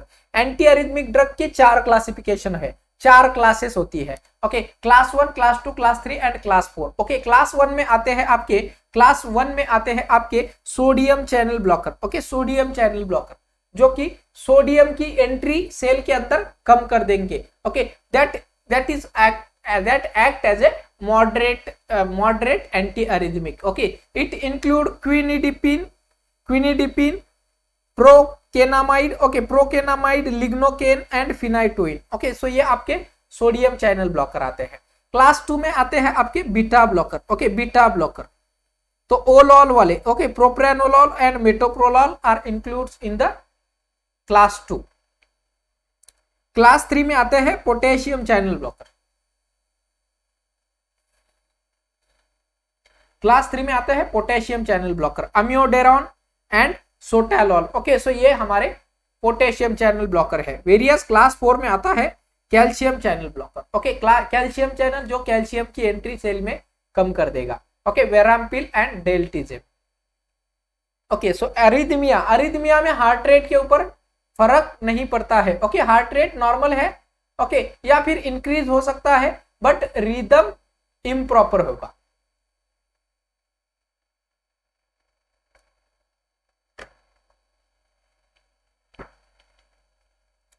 Causes of arrhythmia can be because of impaired automaticity, मतलब कि हमारा heart जो है वो SA node के द्वारा control किया जाता है, इसके बीट्स जो है वो एसए नोड के द्वारा कंट्रोल किए जाते हैं। लेकिन इन केस अगर हार्ट का एसए नोड प्रॉपरली फंक्शन नहीं कर रहा है, ओके, या फिर बीट को ज्यादा जनरेट कर रहा है, ओके, यूजुअली कितना जनरेट करता है? 100 बीट्स पर मिनट। ऐसे नोड जनरेट करता है। ओके, लेकिन अगर उसने ज्यादा बीट जनरेट करना स्टार्ट कर दिया then it will be a arrhythmia condition. Drugs मैंने बता दिया आपको, calcium channel blocker, sodium channel blocker, then your beta blocker and potassium channel blocker. Next है drugs in used in the congestive heart और a congestive cardiac failure. Okay, CCF में या CHF में जो ड्रग यूज करते हैं। Okay, पहले समझना होगा what is congestive cardiac failure. Congestion, okay, बहुत कंजेस्टेड एरिया है। मतलब क्या कि जहां पे बहुत ज्यादा लोग एक साथ में रहते हो। ओके, ऐसे ही हमारा नॉर्मल हार्ट देखिए, this is our ventricle. Usually normally ऐसे प्रेजेंट होता है ventricle, but congestive cardiac failure के अंदर क्या होता है कि ये वेंट्रिकल्स की ये जो जगह है वो मायोकार्डियम मसल ने ले लेती है। ओके, मायोकार्डियल मसल ले लेती है और ये वेंट्रिकल की जो स्पेस है वो बहुत कम हो जाती है। So that is called as a congestive cardiac failure. अब क्या होगा, मान लीजिए पहले लेफ्ट साइड में आपका कंजेस्टिव कार्डियक फेल्यूर हो गया है। ओके, तो अब क्या हो सकता है, तो जो भी ब्लड यहां पे आने वाला था पर कोरोनरी आर्टरीज के द्वारा, not coronary artery, pulmonary arteries के द्वारा जो ब्लड यहां पे आने वाला था लेफ्ट वेंट्रिकल के अंदर, उस ब्लड के ऊपर रेजिस्टेंस बन जाएगा। क्योंकि सर यहाँ पे जितना आना चाहिए था 70 ml आना चाहिए था, अब वॉल्यूम बचा है इस वेंट्रिकल का, जो लेफ्ट वेंट्रिकल का जो कैपेसिटी है वो ओनली 10 ml तक बचा है, 10 ml की कैपेसिटी रह गई है। तो बाकी का ब्लड कहाँ जाएगा, तो ये बाकी का ब्लड क्या करेगा, हार्ट के लंग के अंदर प्रेशर क्रिएट करेगा, जिसकी वजह से पल्मोनरी एडिमा होगा। समझ में आ गया सभी को what is congestive cardiac failure. Okay, so क्या क्या साइन दिख सकते हैं। So sign of congestive cardiac failure can be a tiredness, because वहां पे कार्डियक आउटपुट कम आ रहा है। कफिंग होगी क्योंकि पल्मोनरी एडिमा होगा। शॉर्टनेस ऑफ ब्रीथ होगी। ओके, पल्मोनरी एडिमा होगा। Pumping action of the heart grows weaker. Next pleural effusion होगा, असाइटिस होगा एंड पिटिंग एडिमा होगा। Okay, so these are the sign of congestive cardiac failure. It means inability of heart to pump the blood in a systemic circulation with congestion of the blood in the left ventricle. Causes of congestive heart failure includes the decreased ventricular force of contraction. Drugs used in the congestive heart failure is cardiac glycoside, that is digoxin use करते हैं। Okay, so this cardiac glycoside acts as a 3 function. Okay, जो भी digoxin है वो 3 काम करता है। क्या क्या 3 काम करता है, one is your positive inotropic, मतलब ये फोर्स ऑफ कॉन्ट्रैक्शन को बढ़ाता है। ओके, दूसरा है नेगेटिव क्रोनोट्रोपिक, मतलब ये डिक्रीज हार्ट रेट को डिक्रीज कर देता है। और थर्ड है हमारा नेगेटिव ड्रोमोट्रोपिक, ओके, जो कि हार्ट की कंडक्टिंग सिस्टम को कम कर देता है, हार्ट की कंडक्टिंग सिस्टम को कम कर देता है। 3 एक्शन ऑफ कार्डियक ग्लाइकोसाइड हमारा positive inotropic, negative chronotropic and negative dromotropic, ये 3 प्रकार के हमारे कार्डियक ग्लाइकोसाइड ड्रग है। क्लियर है सभी को। Okay, now adverse effect of the cardiac glycosides. Okay, anorexia, nausea, vomiting, abdominal pain, arrhythmia, bradycardia. Okay, so these are the adverse effect of CCF वाले drug. Okay, next is contraindication, कौन सी condition में नहीं देना है। So the in case of hypokalemia or high efficacy and medium efficacy. Okay, अगर high efficacy और medium efficacy hypokalemia है, then we are not supposed to give the congestive cardiac failure drugs.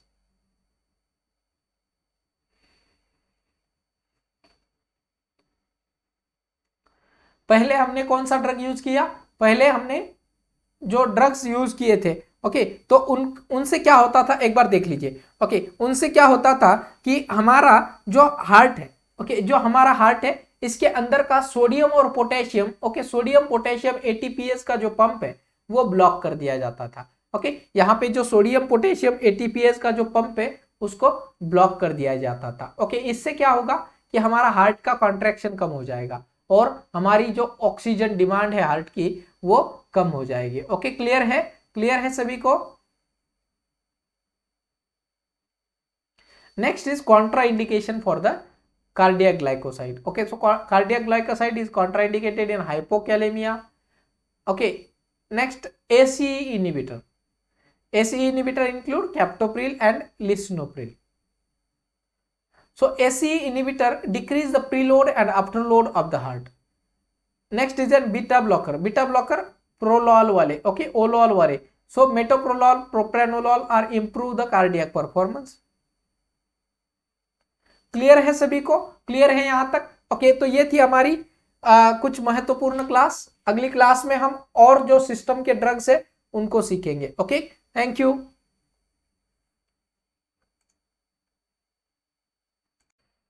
अब हम देखेंगे blood drugs acting on the blood system. Okay, so blood के अंदर हम कौन से ड्रग्स यूज करते हैं। ओके, तो ब्लड जैसे बेसिकली ब्लड के अंदर हमें क्या यूज करना है एज अ क्लॉटिंग के लिए, अगर क्लॉटिंग डिसऑर्डर है तो।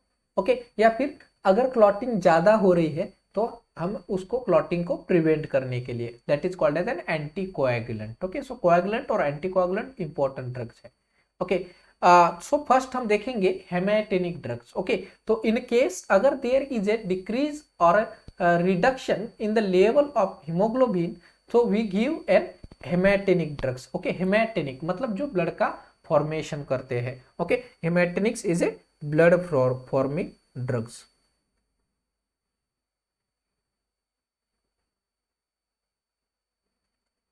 hematinic drugs. Okay, so hematinic drugs, that is blood forming substances, it includes the iron जो कि फेरस सल्फेट या फेरस ग्लूकोनेट फॉर्म में हम देते हैं। Okay, use in iron deficiency anaemia. Okay, folic acid देते हैं, that is vitamin B9 which is a राइबोफोल tablet. Use in megaloblastic anaemia, बहुत इसेंशियल क्वेश्चन है। ओके, मेगालोब्लास्टिक एनीमिया या माउथ अल्सर की कंडीशन में हम फोलिक एसिड देना है। आयरन सुक्रोज इंजेक्शन फॉर्म में देते हैं। Okay, next साइनोकोबालामाइन that is vitamin B12 in case of megaloblastic and pernicious anaemia. Okay, pernicious anaemia. Okay, जो कि हमारा पर्निशियस एनीमिया के लिए विटामिन B12 की डेफिशिएंसी है। और ये B12 की डेफिशिएंसी, तो अगर पेशेंट को पर्निशियस एनीमिया है तो क्या देंगे sir? साइनोकोबालामाइन। Okay, erythropoietin. Okay, erythropoiesis का मतलब फॉर्मेशन होना। पोइसिस का मतलब फॉर्मेशन होना। इरिथ्रो मतलब आरबीसी का। ओके, आरबीसी का फॉर्मेशन करने वाले। ओके, फॉर एग्जांपल जो सीकेडी वाले पेशेंट है, ओके, सीकेडी वाले पेशेंट जो है आप देख लेना, जिनको पेशेंट को डायलिसिस चल रहा है उनमें हम इरिथ्रोपोइटिन इंजेक्शन हमेशा देते हैं। Why? Because there is a precursor called as renin which is helpful for the synthesis of RBC. Okay, और रेनिन का जो है लेवल कम हो जाता है इन केस ऑफ सीकेडी। ओके, तो सीकेडी पेशेंट में हमें इरिथ्रोपोइटिन इंजेक्शन हमेशा देना होता है। ओके, नाउ नेक्स्ट हम देखेंगे कोएगुलेंट ड्रग। ओके, कोएगुलेंट मतलब क्योंकि कोएगुलेशन में हेल्प करेंगे। ओके, जो पेशेंट में क्लॉटिंग फैक्टर की डेफिशिएंसी है ऐसे पेशेंट में हम कोएगुलेंट ड्रग देते हैं। So coagulant drugs that promote the blood coagulation. Okay, तो बेसिकली जो नेचुरल कोएगुलेंट हमारे बॉडी में प्रेजेंट है that is a vitamin K. Okay, vitamin K. Okay, 10 mg/ml हमें देना है। अब विटामिन के हमें न्यूबॉर्न में भी देना होता है, न्यूबॉर्न में भी देना है। Why sir? वाई? क्योंकि हमारी बॉडी में विटामिन के हमारे गट के जो बैक्टीरिया है उनके द्वारा बनाया जाता है, बट बच्चे का जो गट जो है, ओके, वो गट स्टेराइल होता है। ओके, मतलब उसमें कोई भी बैक्टीरिया नहीं होता है। ओके, तो इसीलिए बच्चा जो न्यूबॉर्न है वो विटामिन के का फॉर्मेशन नहीं कर पाता, तो इसलिए हमें न्यूबॉर्न के अंदर विटामिन के देना है to prevent the bleeding. Okay, so antidote for the coagulant is a oral anticoagulant etamsylate, okay etamsylate हम देते हैं, okay that is sylate injection, sylate और पॉज के दो इंजेक्शन आते हैं in case of bleeding. Anti haemophilic factor, okay एक एंटी हिमोफिलिक फैक्टर भी आता है 5 to 10 यूनिट पर केजी हमें देना होता है। फिब्रिनोजेन देंगे to form a clot, to form a clot, okay clear है। ओके तो यहाँ पे एक इंपॉर्टेंट क्वेश्चन कई सारी एग्जाम में रिपीट हुआ था क्रिसमस फैक्टर के बारे में, ओके सो क्रिसमस फैक्टर यहाँ पे आपका 9th वाला क्रिसमस फैक्टर होता है, ओके क्रिसमस फैक्टर, ओके या फिर it is also called as an anti haemophilic factor B, okay ये क्वेश्चन कई बार रिपीटेड है। क्रिसमस फैक्टर कौन सा नंबर का होता है, तो क्रिसमस फैक्टर 9 नंबर का है। तो टोटल हमारे 13 जो है प्लाज्मा क्लॉटिंग फैक्टर से, 13 क्लॉटिंग फैक्टर से, तो ये 13 क्लॉटिंग फैक्टर्स हम देख लेते हैं। Number 1 is your fibrinogen, number 2 prothrombin, जो ये सारे जो क्लॉटिंग फैक्टर जो है वो हमारी ब्लड कोआगुलेशन प्रोसेस में काम आते हैं। ब्लड कोआगुलेशन प्रोसेस कैसी होती है वो हम देखेंगे आगे, okay so number 1 is your fibrinogen, prothrombin, third one is thromboplastin, fourth one is activated calcium ion, okay ये एक्टिवेटेड कैल्शियम आयन होते हैं। Next is fifth one is a लेवाइल फैक्टर, ये भी इंपॉर्टेंट क्वेश्चन है, ये क्वेश्चन पूछा गया है। लेवाइल फैक्टर फिफ्थ फैक्टर होता है, that is called as proaccelerin, okay proaccelerin. Next is a proconvertin, okay proconverting, okay which is called as a stable factor, ये भी इंपॉर्टेंट क्वेश्चन है। नेक्स्ट एक यहाँ पे सिक्स्थ क्लॉटिंग फैक्टर है हमारा प्रियोनन्स और विच इज नॉट प्रूव्ड कि ये एग्जैक्टली अवेलेबल है या नहीं, okay next is an anti haemophilic factor A, okay that is AHF factor A, factor 8 है। फैक्टर 9 हमारा क्रिसमस फैक्टर है। फैक्टर 10 इज ए स्टॉर्ट और प्रोवर फैक्टर, ये भी इंपॉर्टेंट फैक्टर एग्जाम में पूछा जा सकता है। Next plasma thromboplastin antecedent is a factor 11। Next Hageman factor, ये भी इंपॉर्टेंट फैक्टर है, Hageman factor which is factor 12 and the fibrin stabilising factor is factor 13, okay तो जो 3-4 इंपॉर्टेंट फैक्टर है, that is one is your labile factor जो कि factor 5 है, stable factor 6 है, 9th आपका क्रिसमस फैक्टर है, 10th आपका प्रोवर फैक्टर है, उसके बाद आता है 12th factor, okay that is Hageman's factor, okay तो ये थोड़े इंपॉर्टेंट फैक्टर है, इसको याद करने का, ओके अब ये जो सीरम है हमारा, ओके तो serum is nothing but A plasma minus clotting factor, तो सीरम कभी भी क्लॉट नहीं होता है, ओके नाउ अब हम देखेंगे कि हमारी कोएगुलेशन प्रोसेस कैसे होती है। तो जब भी हमारा कोई इंजुरी होता है, जब भी हमें कोई इंजुरी होता है और जिसमें ब्लड वेसल को रप्चरिंग हो जाती है, तो ऐसी कंडीशन में हमें क्या होता है, ब्लीडिंग होना स्टार्ट हो जाती है, ओके अब ये ब्लीडिंग अचानक से 2 से 3 मिनट के बाद अपने आप कंट्रोल भी हो जाती है, क्लॉट फॉर्मेशन हो जाता है। कैसे होता है सर ये, तो इसके अंदर 3 बेसिक पाथवे होते हैं। One is your intrinsic pathway, second one is an extrinsic pathway and third one is a common pathway, okay तो इंट्रिंसिक पाथवे जिसमें हमारा factor 12 and 12A which is converted into 11 to 11A, again 11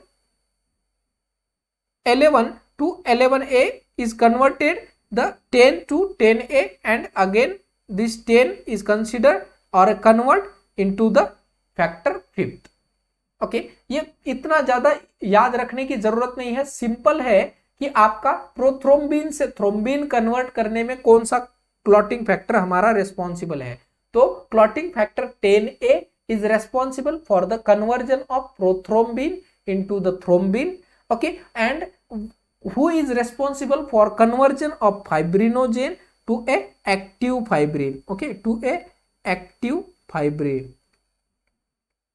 तो हमारा thrombin is responsible for the conversion of fibrinogen to the fibrin, okay and fibrin क्या करता है, हमारा clot formation करता है, यही चीज आपको बस याद रखनी है, ओके क्लियर है, ओके नाउ नेक्स्ट हम देखेंगे यूजेस ऑफ कोएगुलेंट ड्रग, तो टू कंट्रोल द ब्लीडिंग हम कोएगुलेंट ड्रग देते हैं। ओरल एंटीकोएगुलेंट टॉक्सिसिटी, अगर एंटीकोएगुलेंट ओरल ज्यादा ले लिया तो।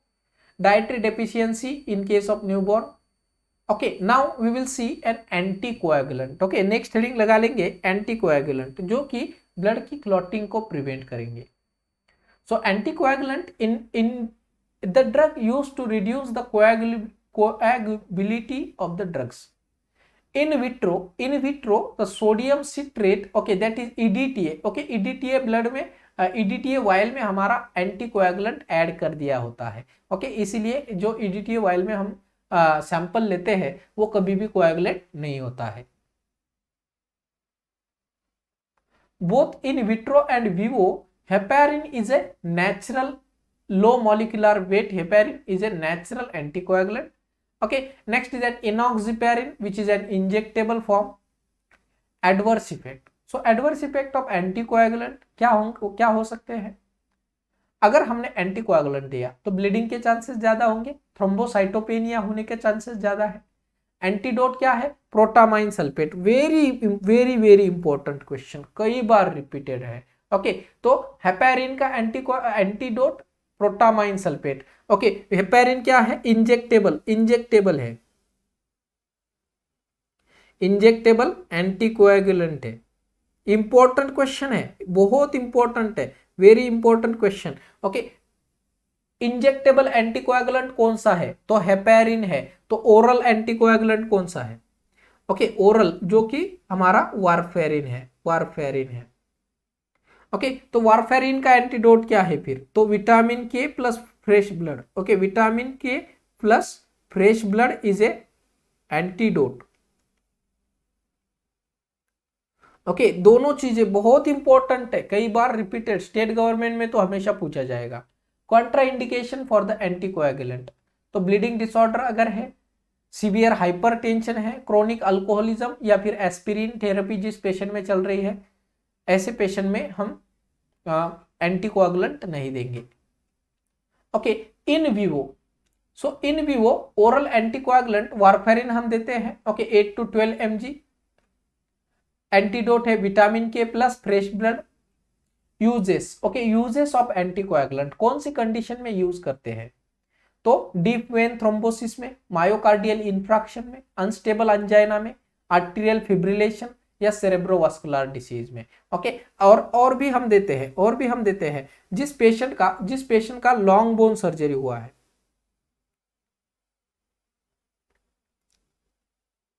ओके, जिस पेशेंट का लॉन्ग बोन सर्जरी हुआ है उनको हम प्रोफाइलैक्टिकली एंटीकोएगुलेंट थेरेपी देते हैं, because there is an very severe high risk of thrombus formation in case of long bone surgery. जैसे हमारा ह्यूमरस का सर्जरी हुआ है, टिबिया फिबुला का सर्जरी हुआ है या फीमर का सर्जरी हुआ है, तो ऐसे पेशेंट में हमें जो है anticoagulant therapy for the prophylaxis use देनी है।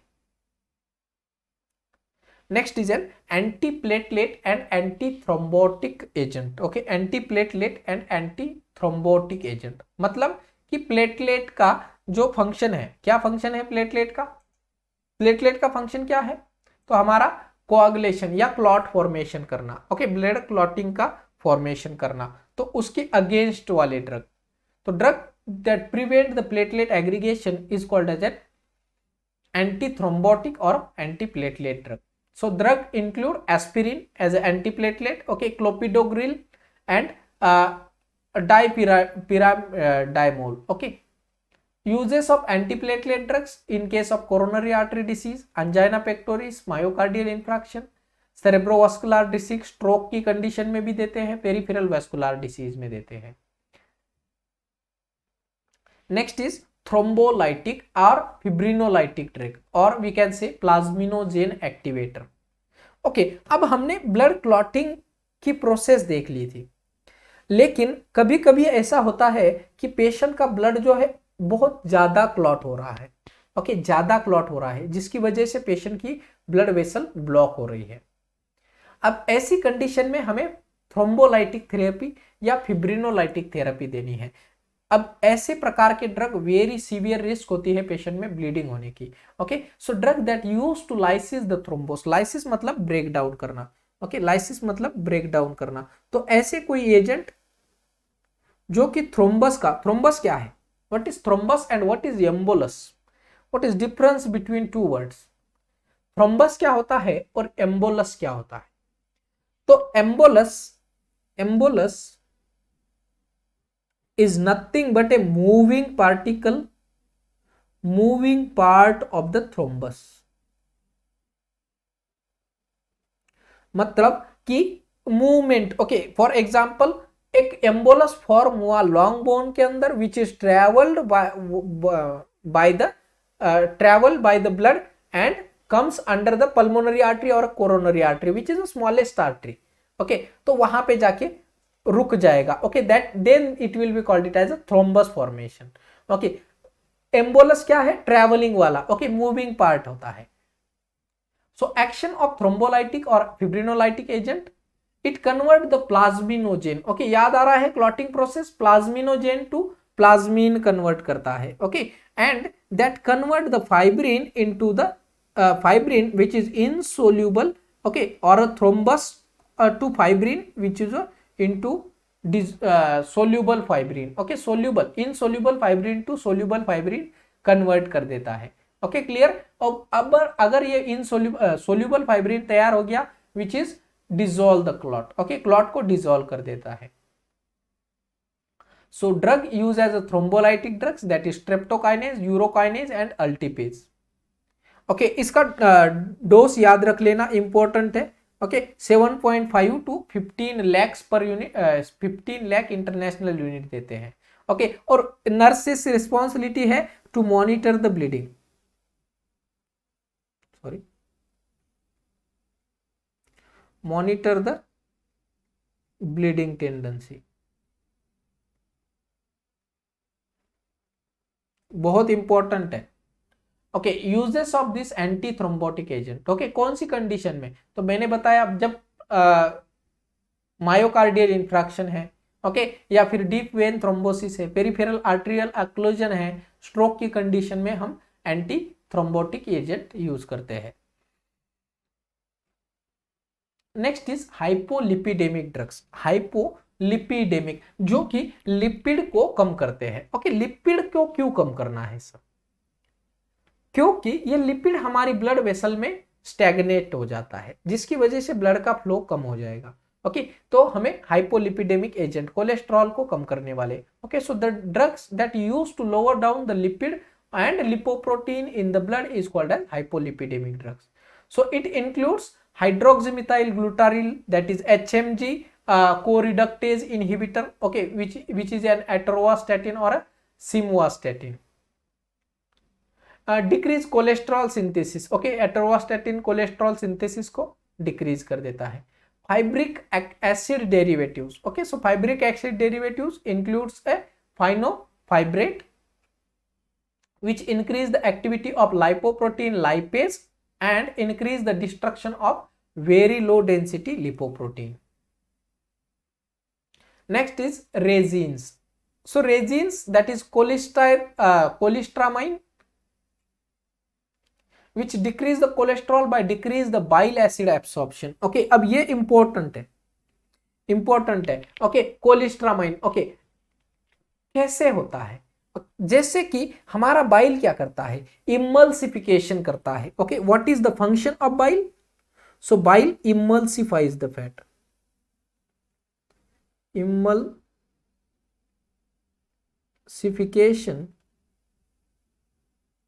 Of fat and cholesterol. Okay, cholesterol, emulsification मतलब क्या, ब्रेक डाउन करना। तो बाइल हमारा क्या काम करता है, ब्रेक डाउन करता है कोलेस्ट्रॉल का। ओके, तो अगर हम बाइल का कंटेंट हमारी बॉडी में ज्यादा रखें तो क्या हो सकता है, कोलेस्ट्रॉल और डिस्ट्रॉय होने का चांसेस है। Okay, so that is called as resins drugs, that is cholestyramine. niacin B3, okay, B3 vitamin is also helpful in the reduction of cholesterol, which decrease the VLDL production। uses of hypolipidemic drug, तो as an anti hyperlipidemic atherosclerosis की condition में या coronary artery disease में हम hypolipidaemic drugs को use करते हैं। Next is a plasma volume expander, okay, जो हमारी ब्लड का प्लाज्मा वॉल्यूम को बढ़ाएंगे। So the drugs include as a plasma volume expander is human albumin 20%। Next is an HES that is hydroxy ethyl starch, जो hestarch injection आता है, हेस्टार्च का injection देखा है, 500 ml में आता है, 6% solution. Next PVP that is polyvinyl pyrrolidone, okay, ये एक्चुअली ये मैंने भी नहीं देखा है, okay, PVP injection, but Hestar और ह्यूमन अल्ब्यूमिन हमने देखा है। Okay, so plasma volume expander जो कि वास्कुलर कंपार्टमेंट में हमारा ऑस्मोटिक प्रेशर को बढ़ाते हैं, ऑस्मोटिक प्रेशर को इंक्रीज कर देते हैं। सो यूजेस ऑफ प्लाज्मा एक्सपांडर कब यूज करेंगे, कब हमें हमारी ब्लड का प्लाज्मा एक्सपांड करना होता है, तो हाइपोवोलेमिक शॉक में, ओके, हाइपोवोलेमिक शॉक में, बर्न की कंडीशन में, ओके, एंडोटॉक्सिन का शॉक में, सीवियर ट्रॉमा अगर हो गया जिसमें ब्लड लॉस ज्यादा हो गया है, एक्सटेंसिव टिश्यू डैमेज जो कि बर्न की कंडीशन में होता है। Contraindication for the plasma volume expander, so they are contraindicated in case of severe anemia, cardiac failure, renal insufficiency and pulmonary edema। क्यों? बिकॉज देखिए अगर सीवियर एनीमिया है तो यहाँ पे आपका जो है डिसोल्यूशन हो जाएगा आरबीसी का, कार्डियक फेल्यूर में हमारा पंपिंग नहीं कर पाएगा और कार्डियक फेल्यूर के चांसेस और ज्यादा हो जाएंगे, रीनल इनसफिशियंसी एक्सक्रीट आउट नहीं कर पाएंगे, पल्मोनरी एडिमा पेशेंट में ब्रीदिंग डिफिकल्टी हो जाएगी because of excessive administration of plasma volume expander. Clear, सबको क्लियर है? ओके, तो ब्लड के अंदर जो ड्रग्स हमने देखे हैं जिसमें हमने कोएगुलेंट देखे, एंटी कोएगुलेंट देखे, हेमेटिनिक ड्रग जो कि ब्लड फॉर्मेशन में काम आते हैं, ओके, नेक्स्ट हमने एंटी प्लेटलेट ड्रग देखे, थ्रोम्बोलाइटिक ड्रग देखे और प्लाज्मा वॉल्यूम एक्सपांडर देखे हैं। क्लियर है? इतना ही इंपॉर्टेंट है। इसके बाद हम देखते हैं drugs acting on gastrointestinal system. इसमें भी आपको बहुत लिमिटेड ड्रग्स सीखने हैं, okay, that is your emetic जो इमेसिस इंड्यूस करने के लिए, एंटी एमेटिक जो कि वोमिटिंग को कम करने के लिए, नेक्स्ट प्रोटॉन पंप इनहिबिटर जो कि हमारा गैस्ट्रिक एसिड सिक्रीशन को कम करने के लिए, कुछ ड्रग्स जो कि हमारी पेरिस्टालसिस एक्टिविटी को कम या ज्यादा करने के लिए, और लैक्सेटिव्स, ओके, या फिर स्टूल सॉफ्टनर हमें देखने हैं। क्लियर है? ये इतने ही ड्रग्स हम जीआईटी में सीखते हैं। ओके, तो स्टार्ट कर देते हैं इमेटिक्स के साथ, जो ड्रग्स इंड्यूस करते हैं, ओके, इंड्यूस करते हैं वोमिटिंग को। कब वोमिटिंग को इंड्यूस करना है, क्यों करवाना है वोमिटिंग को induce?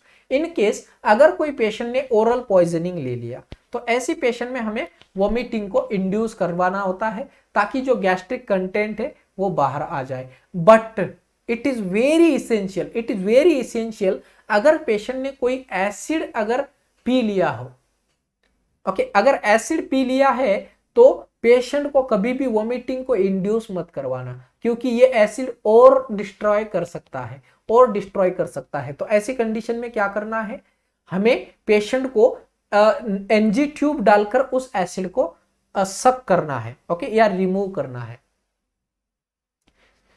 Now emesis, so drugs include the vomiting induce करने वाले ड्रग्स, ओके, तो it includes an ipecacuanha that is emetine syrup, apomorphine injection हम देते हैं, okay, which stimulate the CTZ, that is what is CTZ, that is chemoreceptor trigger zone, okay, chemoreceptor trigger zone हमारी brain के अंदर जो chemoreceptor CTZ है, okay, उसको stimulate कर देता है और विद इन 5 मिनट पेशेंट को वोमिटिंग हो जाती है, ओके, अपोमॉर्फिन इंजेक्शन से। Next uses of this emetic drugs, okay, so induce the vomiting or a overdose of toxic or a toxic dose of any medication.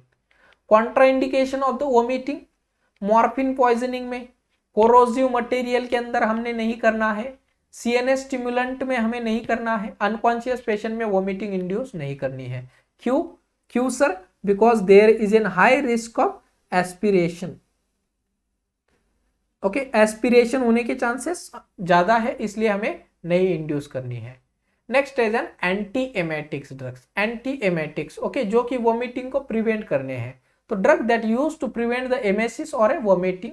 Drug include anticholinergic drug, जो कि सारे body की secretion कम करते हैं, that is hyoscine, and motion sickness के लिए भी यूज करते हैं। Anti histaminic okay, anti histaminic includes the cinnarizine, buclizine, promethazine okay, which is a highly sedative drugs okay. तो प्रोमिथाजिन जब भी देते हैं तो पेशेंट को safer and prefer for the long term use. और पेशेंट को हमें बताना है as a patient, as a nurse, हमें पेशेंट को बताना है कि ड्राइविंग नहीं करनी है with the promethazine. Next is a centrally acting antiemetics is a 5-HT3 receptor blocker. So that is an ondansetron, which is most commonly used in the case of chemotherapy induced vomiting. ये important question exam में पूछा गया है okay, कि cancer patient में जो vomiting होती है ओके, तो ऐसी पेशेंट को वोमिटिंग को प्रिवेंट करने के लिए हम centrally acting ondansetron, that is Emeset injection हम देते हैं। क्लियर?